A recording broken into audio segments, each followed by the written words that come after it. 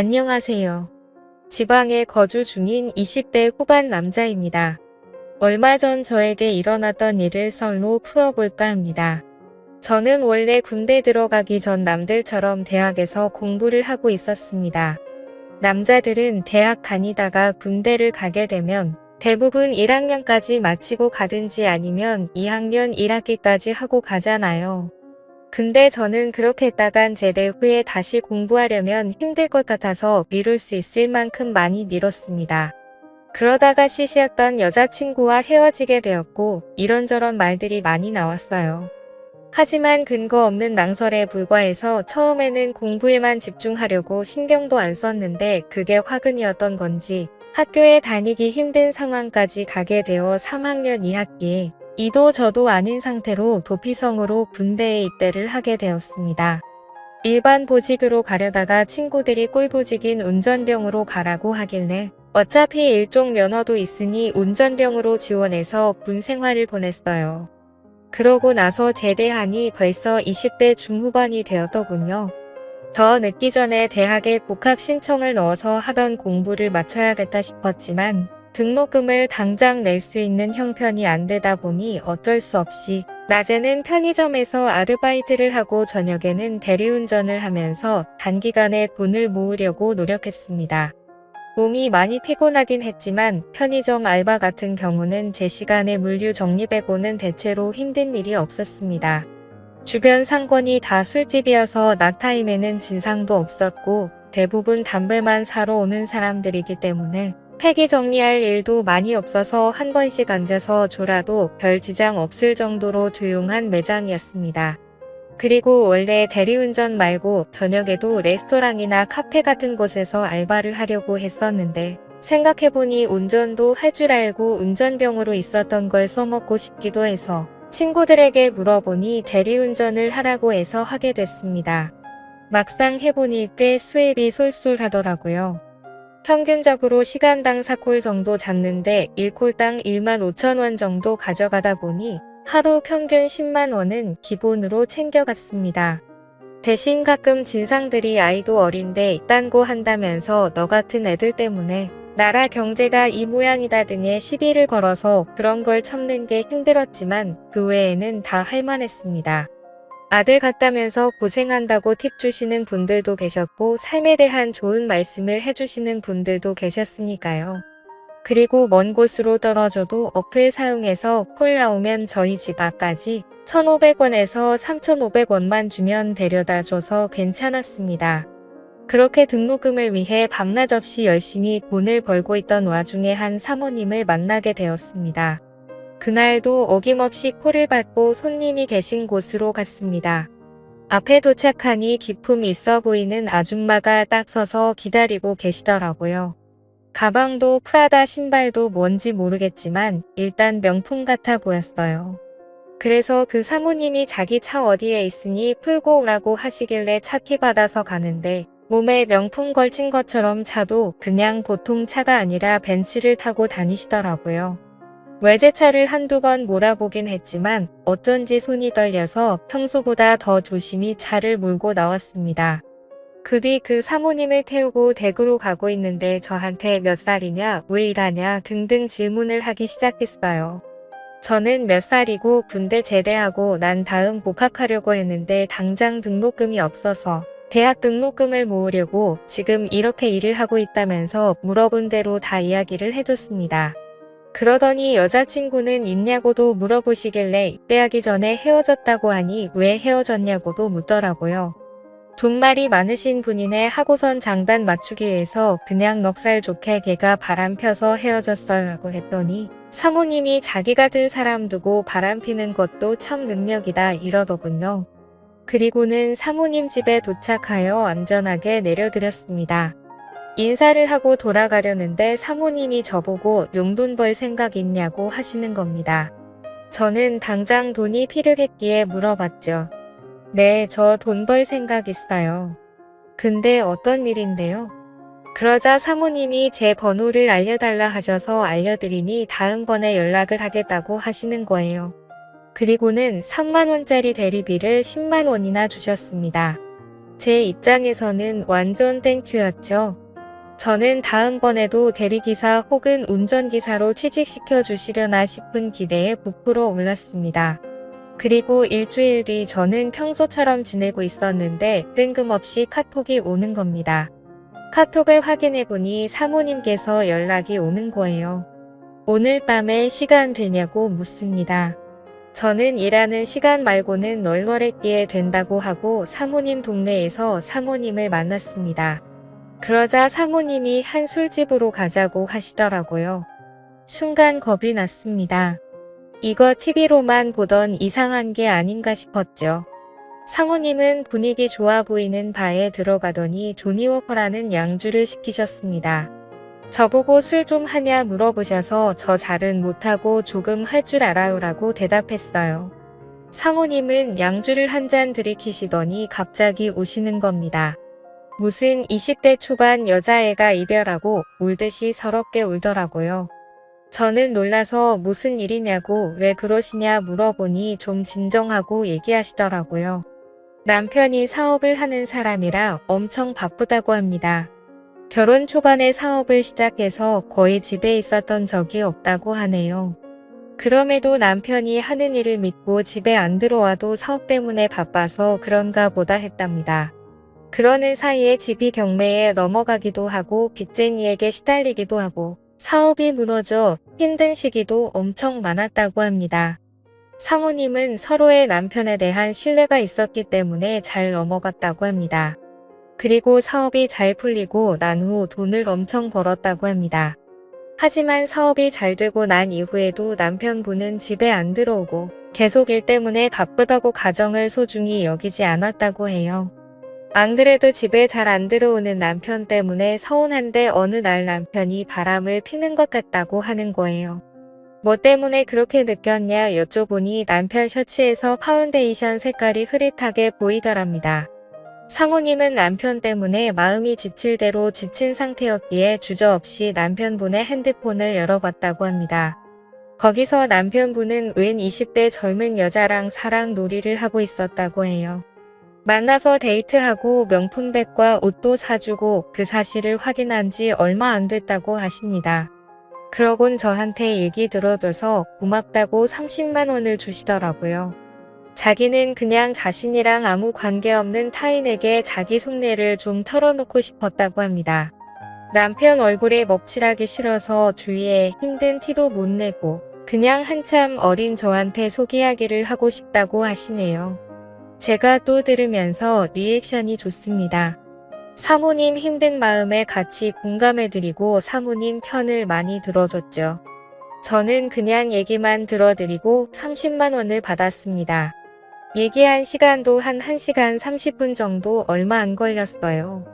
시급으로 약 10만 원이나 되는 금액을 이렇게 받으니 진짜 행복했습니다.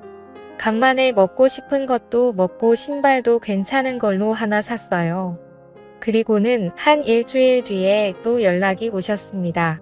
내일 낮에 시간 되냐 말이죠. 저는 당연히 된다고 했고 다음날 사모님을 만났습니다.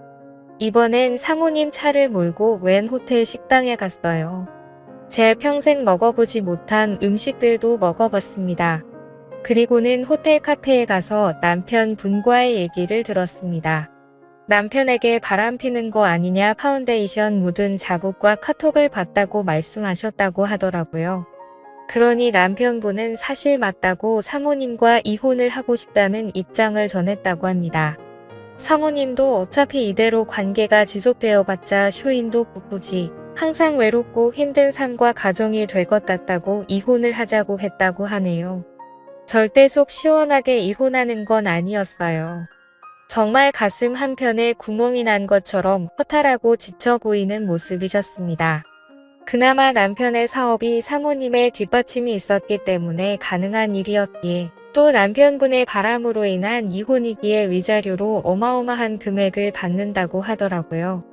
그리고 저한테 그동안 얘기 들어줘서 고맙다며 300만 원을 주시는 겁니다. 저는 너무 많다고 그냥 저는 사모님 얘기 들어드린 것뿐인데 300만 원이나 받아도 되냐고 여쭤봤습니다. 사실 당연히 너무 받고 싶었고 체면 차리기로 여쭤봤어요. 그러니 사모님은 제가 얘기 들어준 게 힘든 요즘에 가장 큰 위로였다며 정말 받아주면 좋겠다고 하시더라고요. 저는 사모님이 주시는 300만 원을 받고 인사를 드린 후 나왔습니다.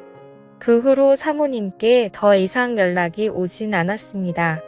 카톡 프사도 다 내린 걸 보니 남편과 이혼을 한 것으로 짐작이 됩니다. 저는 사모님이 주신 300만 원을 어떻게 쓸지 아직 정하진 않았습니다. 이왕이면 자기 개발이나 의미 있게 사용하려고 해요. 남의 얘기를 들어주는 것만으로 이렇게 큰 돈을 버니 신기했습니다. 물론 운이 좋았던 부분이 더 크겠죠. 그래도 그 사모님이 마음이 참 여리고 착하셨던 것 같아요. 요즘엔 또 어떻게 지내시는지 궁금하네요. 살면서 처음 겪었던 저의 황당하고도 좋은 경험이었습니다. 아마 이 글을 쓴 이후라도 그 사모님이 연락 오면 저는 당장 나갈 것 같은데 참 많은 생각이 드네요. 제가 먼저 연락을 해보는 것도 좋은 방법일까요? 지금까지 제 사연을 들어주셔서 감사드립니다.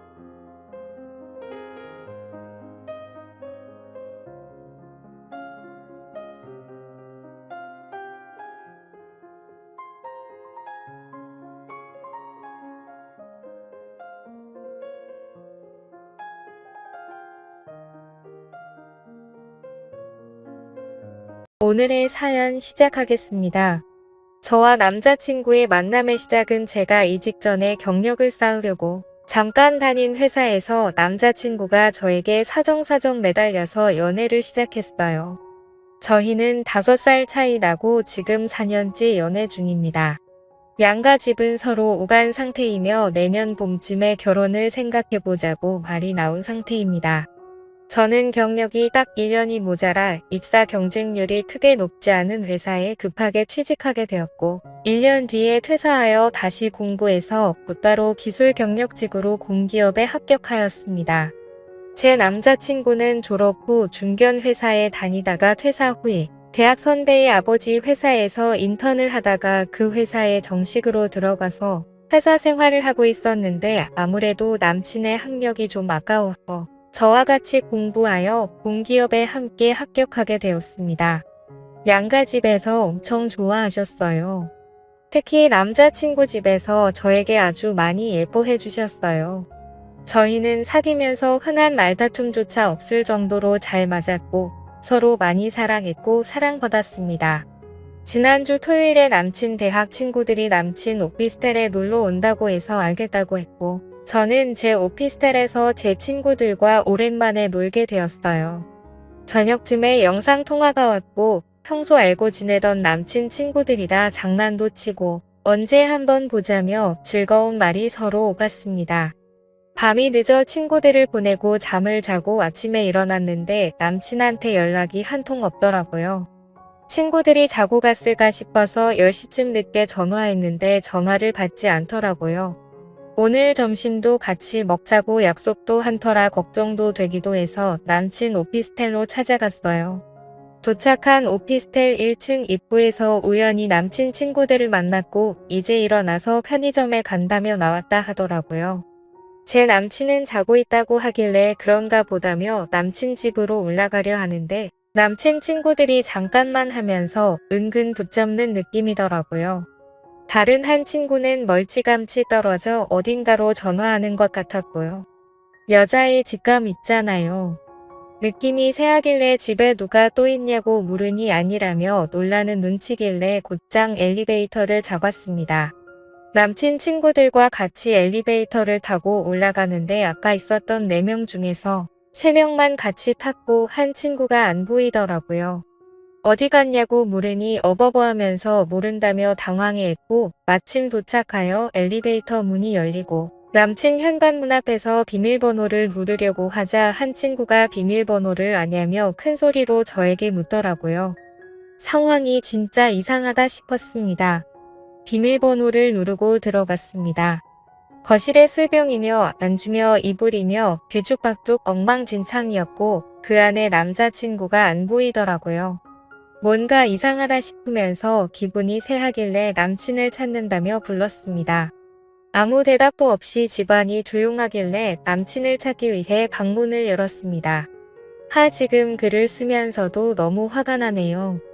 침대에 남친은 속옷만 입고 자고 있었고, 그리고 그 옆에 남친의 여사친이 민소매 옷에 반바지만 입고 누워 있었습니다. 그 여사친이 제 남친을 꼭 끌어안고 있더라고요. 그 상황을 보니 정말 너무 화가 나서 덜덜 떨리더군요. 인기척에 남친이 깨더니 서 있는 저를 보고 화들짝 놀라며 아니 분명 거실에서 자고 있었는데 왜 침대에 그러면서 옆에 있는 여사친을 깨우더라고요. 근데 왜 딱 느낌이 그랬어요. 남친은 진짜로 방금 잠에서 깨어난 모습이었고 그 여사친은 자는 연기하는 느낌. 보고 있었다는 여자가 화장은 곱게 되어 있는데 머리는 살짝 헝클어져 있고 어색한 하품을 하면서 두 손은 오갈 데 없이 흔들더라고요. 바보같이 저는 덜덜 떨려서 아무 말도 못하고 눈물을 뚝뚝 흘렸습니다. 남친이 놀라서 벌떡 일어나 왜 그러냐며 주위를 둘러보더니 이제야 상황이 파악되는지 왜 웃냐고 무슨 일이 있냐고 달래더라고요. 남친 친구들은 옆에서 오해라며 분명히 거실에서 자고 있었고 우리가 편의점 가려고 나온 사이에 잠결에 침대로 갔나 하면서 말을 흐리더라고요. 그러면서 그 여자에게 너도 말을 해보라고 하는데도 그 여사친은 그냥 입을 꼭 닫고 가만히 있더라고요. 이들의 해명은 이랬습니다. 전날 남친과 친구 넷 이렇게 5명이서만 놀았었고 여사친은 아침 일찍 왔대요. 친구 중 한 명이 그 여사친한테 뭘 줄 게 있었는데 어제 남친 집에서 자고 가면서 못 주게 됐었고 새벽에 문자를 냈는데 그 여사친이 아침도 같이 먹을 겸 왔다고 하네요. 피곤하다며 거실에 친구들 사이에 누웠고 남친은 침실에서 자고 있어서 여사친이 온 줄도 몰랐답니다. 친구들이 배고파서 라면이랑 담배 좀 산다며 편의점 간다고 나왔고 여사친은 라면 물을 올린다고 집에 있었답니다. 그렇게 친구 넷이서 나왔다가 그냥 2명만 편의점에 다녀오자 해서 나머지 2명이 집에 다시 올라가려던 찰나 마침 저를 1층에서 마주치고 제가 혼자 올라가서 상황을 보면 오해할까봐 저를 따라 졸졸졸 3명이 따라 올라온 거고 나머지 1명은 열심히 여사친하고 남친한테 전화했답니다. 그럼 왜 둘이 침대에 누워 있었냐고 물으니 남친은 모르겠다며 모른 척하고 그 여사친은 입을 꼭 닫고 말을 안 하네요. 그냥 나는 이렇게 말 한마디 하더니 입 닫고 말을 안 하더라고요. 저는 울면서 그냥 그 집을 나왔습니다. 남친은 뒤따라 나오며 저를 붙잡았고 저는 막 소리를 질렀어요. 다른 친구들은 주변에서 안절부절 못하고 있었고요. 그렇게 집에 돌아와서 한참을 울었습니다. 내가 도대체 뭘 본 건지 내가 남친을 어디까지 믿어야 하는지 상황은 충분히 제가 납득이 안 가는 상황인데 그 상황을 제가 믿어줘야 하는 건지 머리가 복잡하고 혼란스러웠습니다. 그렇게 한참을 울고 있는데 남친이 찾아왔어요. 4년을 사귀면서 남친한테 처음 소리도 질러봤고 화도 내보고 주먹으로 어깨도 쳐봤네요. 너무 미웠고 헤어지자고 울며 소리 질렀는데 남친도 울면서 미안하다며 상처 줘서 너무 미안하다고 그러네요. 그 여사친 저도 아는 사람이다. 남친과 같은 대학 같은 과 나온 친구고요. 남친 친구들하고도 친한 사이예요. 예전에 여럿이 밥 먹는 자리였는데 갑자기 친구들이 안 와서 여사친 둘하고 밥 먹고 있다는 얘기도 남친 통해서 들었었고 그땐 웃으며 내가 오해하면 어쩌려고 그러냐 조심해 달라고 그랬어요. 그랬더니 남친이 조심한다고 되도록 그 여사친하고 얽히지 않겠다고도 그랬어요. 다시 현재로 돌아와서 제가 그 여자 도대체 너하고 무슨 사이냐고 물었습니다. 대박이네요. 남친이 말하길 대학 때부터 그 여사친과 2년 정도 사귄 사이랍니다. 그 여자는 대기업에 입사했고 자기는 대기업 딱 떨어지고 중견기업에 입사했더니 그 여자가 너한테 미래가 안 보인다며 헤어지자 해서 헤어졌답니다. 이별 충격인지 한동안 방황하며 다니던 회사까지 퇴사했었나 봐요. 그러다가 다시 대학 선배 내 회사에 들어가서 저를 만난 거라고 하더라고요. 하지만 현재는 오해할 사이 아니고 정말 끝난 사이라고 했어요. 그 여자와 헤어지고 쭉 연락 없이 지내다가 남친이 공기업에 취업하고 친구들 만날 때 어쩌다 한 번 와서 얘기를 나누게 됐고 그 여자가 친구로 지내자고 해서 그렇게 그냥 친구로 지내게 됐대요. 그럼 도대체 왜 둘이 사귀었던 건 말 안 했냐고 물으니 지금 아무 사이도 아니고 그렇게 얘기할 만큼 중요한 내용도 아니라 생각해서 별 생각이 없었답니다. 저 너무 지쳐서 더 말하기도 싫고 그냥 헤어지자고 했어요. 당장 내 집에서 나가달라 했습니다. 그렇게 엉망진창으로 주말을 보내고 월요일에 출근했는데 그 여사친한테서 전화가 왔어요. 오해하지 말라고 잠결에 바닥이 불편해서 침대로 올라간 것뿐이라고 얘기하네요. 제가 남친 친구들이 분명 당신을 깨웠고 라면 물 올린다고 얘기했는데 어떻게 그게 잠결이냐고 받아치니 그 여자 아무 말 못하더니 그렇게 남친 못 믿으면서 어떻게 사귀냐고 크게 만들지 말랍니다. 내 남친 뺏고 싶냐 그래서 지금 나한테 일부러 이렇게 해서 우리 헤어지게 하고 싶은 거냐? 내가 볼 때 그런 것 같다고 하니 마음대로 생각하라고 하네요. 어차피 본인은 대학 친구들 사이에서 나쁜 년 됐고 남친 버리면 자기가 주워 쓰겠다고 하더라고요. 뻔뻔하네요 진짜. 어제는 마침 남친 어머니께서 전화를 주셨어요. 주말에 밥 먹으러 전화를 받으니 너무 속이 상하고 갑자기 감정이 북받쳐서 울면서 주말에 있었던 일들을 다 말씀드렸어요. 어머니도 그 여자를 알고 계시더라고요. 자기 아들 대기업 취업 못했다고 구박하고 헤어지자고 해서 남친이 너무 힘들어했다며 나쁜 애라고 하시면서 남친 오면 혼내주시겠다고 말은 그렇게 하시는데 팔은 안으로 굽겠죠. 이게 그냥 제 추리이고 직감인데 진짜 남친은 침대에서 자고 있었던 것 같고 그 여사친이 나쁜 의도로 접근한 것 같아요. 이 문제를 어찌 풀어야 할지 모르겠네요. 남친 친구들한테는 오해라며 계속 돌아가며 연락이 와요.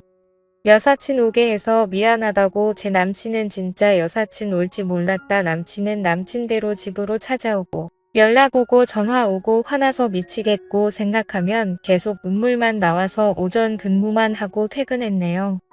헤어지자고 남친한테 폭탄은 터뜨려 놓긴 했는데 사실 남친하고 헤어지기 싫어요. 저 정말 남친 사랑하거든요.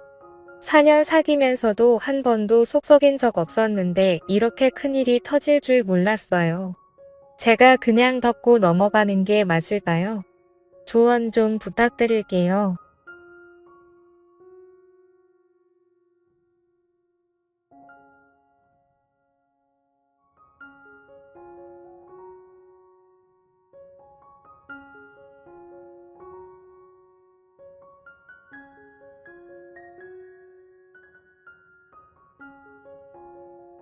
저는 올 11월에 결혼식이 예정되어 있었던 예비 신부였습니다. 남자친구였으니 편의상 남친이라고 할게요. 연애 결혼이었고 무언가 풍족하게 데이트를 즐겼던 사정은 아니었습니다. 연애할 때도 영화 보고 싶다는 말도 눈치가 보일 정도로 남친은 쪼들려 있었습니다. 정말 제가 제 차로 남친 모시러 갔고 도시락 싸들고 만나서 만난 거 먹이고 공원 산책하는 게 거의 전부였고요. 창피한 얘기일 수 있는데 돈이 아까워 모텔도 못 갔습니다. 꿈꾸고 바랐던 연애는 아니지만 정말 정신적인 사랑 충분하게 했고요. 그래도 남자라고 저한테 모텔비까지 내게 하고 싶어 하지는 않았습니다.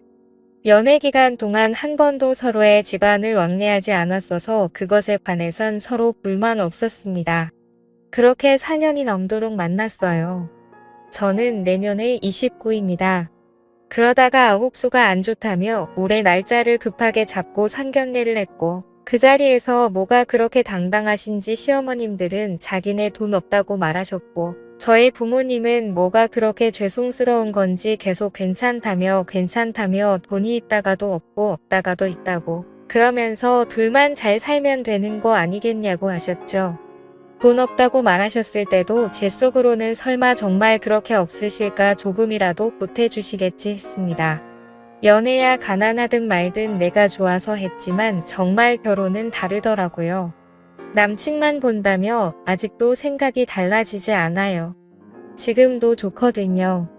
시어머님들이 저희 부모님 앞에서 고개 빳빳하게 들고 돈 없다 돈 없다만 안 했어도 저도 이런 생각 덜합니다.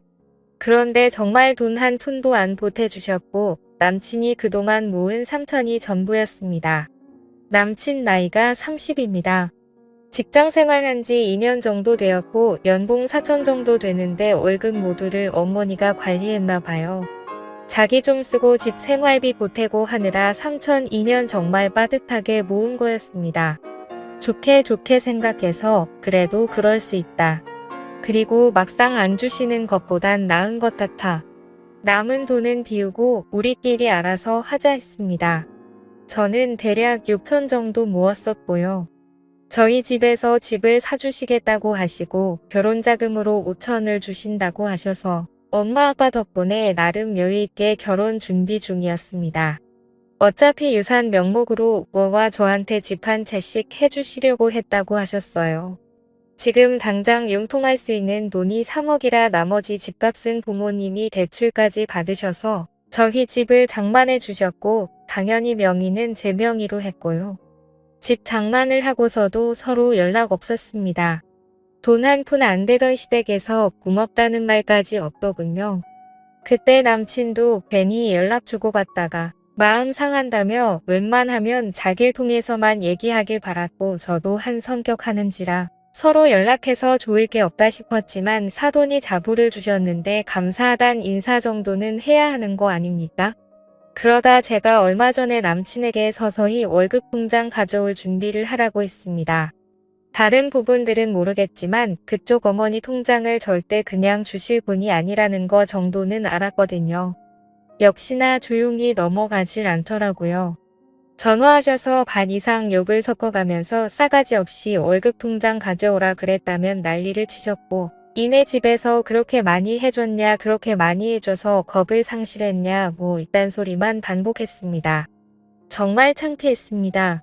누가 들을까봐 수화기 소리를 얼마나 줄였는지 모르겠어요. 세상 상욕을 다 하시더라고요. 이때만 해도 시어머님이가 예의는 지켜야겠다 싶어 할 말 많았지만 참았고 남친한테 짜증내며 따졌어요. 월급 통장이고 뭐고 필요 없으니까 너 알아서 관리하라고 했습니다.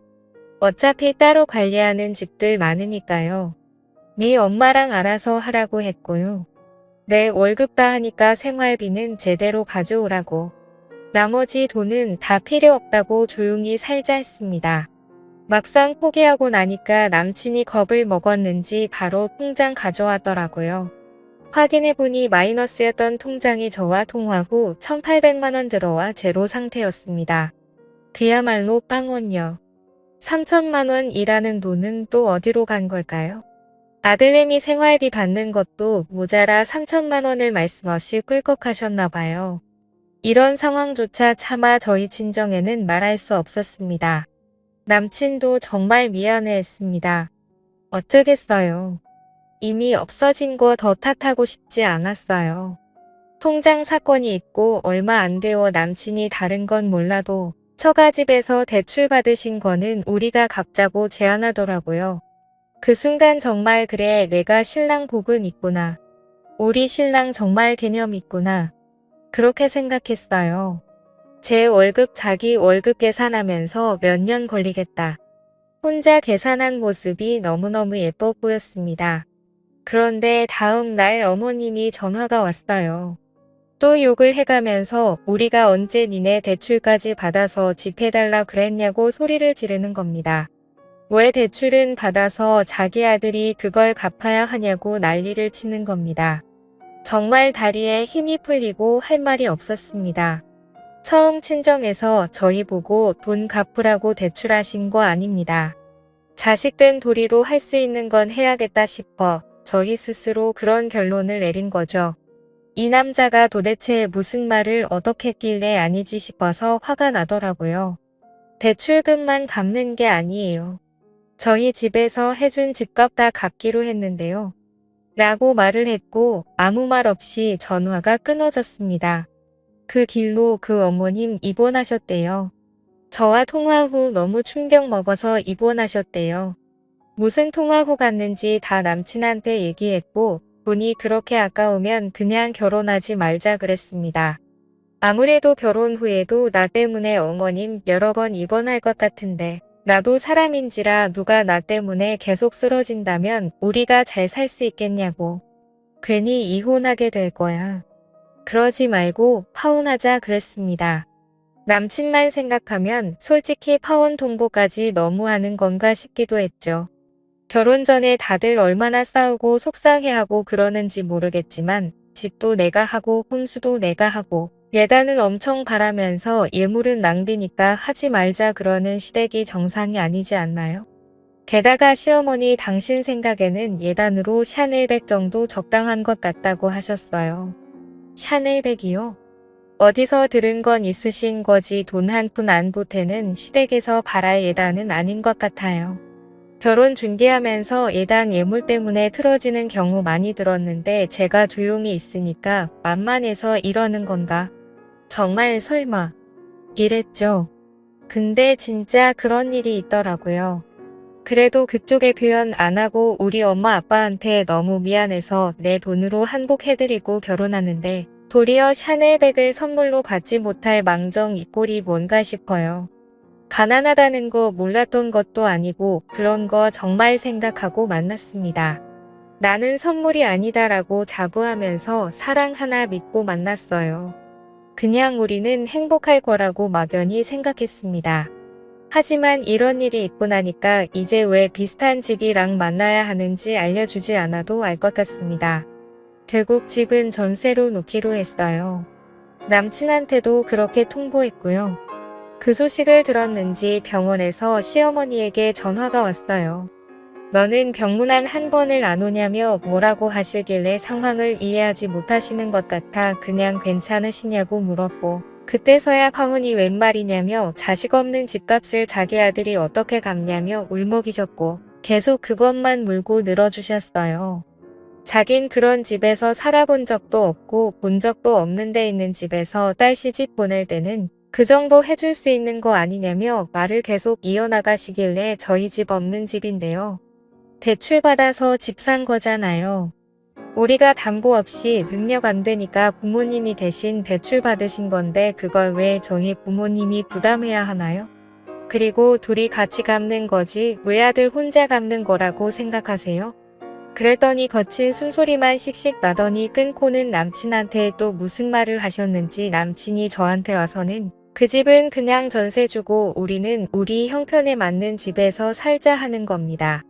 그래서 그것도 싫다고 했습니다.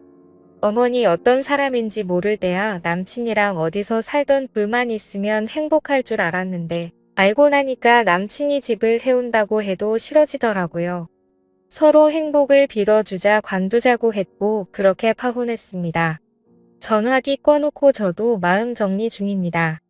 부모님께 대충은 말했고 속상해 하시지만 돈 문제로 지금부터 그러는 거면 안 하는 게 나은 것 같다고 하십니다. 그쪽 어머님은 아직도 병원에 계십니다. 아직도 사태 파악이 안 되시는지 계속 왜 너는 병문안도 안 오냐고 난리시랍니다. 남친도 마음이 정리가 안 되는지 힘들어합니다. 정말 그런 시어머니와 살 자신이 없어 파혼했지만 저도 남친만 생각하면 마음이 흔들립니다. 그냥 부모님께 연락하지 말라고 그러고 남친만 보고 살까 하다가도 내가 뭔지 천륜을 끊고 말고 하는 건가 싶어서 눈물이 나곤 합니다. 앞으로 이렇게 사람 하나 보면서 사랑만 할 순 없겠죠. 저도 이젠 이것저것 따지면서 누군가를 만나야 되겠죠. 제가 아직 철이 없는 건지 모르겠습니다. 제가 잘못한 걸까요? 댓글로 현명한 조언 부탁드려요. 감사합니다.